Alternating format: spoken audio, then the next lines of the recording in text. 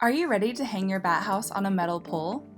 There are several different ways you can do this, but in this example, we'll show you how you can install your bat house on a metal post using D-rings.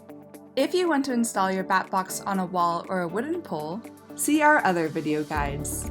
But for now, let's dive in.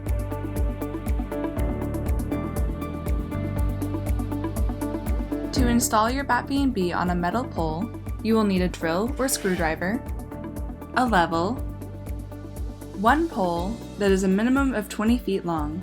You will also need a shovel or a post hole digger, one bag of QUIKRETE or traditional concrete, two removable detachable D-rings, and one piece of wood that is roughly 1 inch long, 6 inches wide, and 54 inches tall.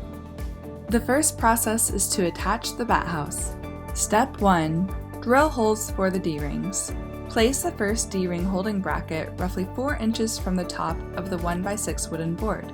Place the second D-ring holding bracket approximately 4 feet below the first one. Then use a pencil to mark the position of the 4 holes. Obtain a drill bit that fits the size of your D-ring and pre-drill the holes. You may want to insert a piece of scrap wood beneath the board. This will prevent the wood from splitting when the drill bit exits. Step 2. Attach the mounting piece.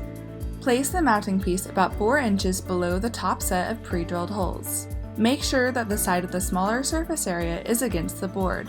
The wide pre-drilled holes should be facing you. Make sure that the mounting piece is level and secure it using either a drill or a screwdriver. Step 3. Place the BatBnB. Slide the cleats on the back of the bat house onto the mounting piece. You can do this step now or after the pole is in the ground. If you want to attach the bat house now, go ahead and secure the safety bracket. Doing the step now will prevent you from having to climb a ladder later on. The second process is to set up the pole. Step 1. Choose the location. Choose a location that gets plenty of sun and is about 20 feet away from major tree branches. Before digging your hole, make sure there are no wires or utility lines underneath that you could accidentally cut in the process. Depending on where you live, you can contact 811 to find out what areas are safe to dig into. Step 2. Dig the hole. The hole should be roughly 3 to 4 feet deep and ensure it's wide enough to accommodate the pole's width. Using a post hole digger helps simplify the digging process. Step 3.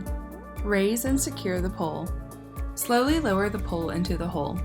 Make sure you have at least 2 to 4 people to help with this step. Stabilize your pole by using approximately 1 bag of the quick setting QUIKRETE. If your pole hole is quite wide, you may need additional bags. Be sure to double check the level of the pole after the step is completed. The last step is to attach the mounting system using D-rings. Step 1. Attach the D-rings. Loop the D-rings around the back of the pole and place the D-ring through the pre-drilled holes in the wooden board.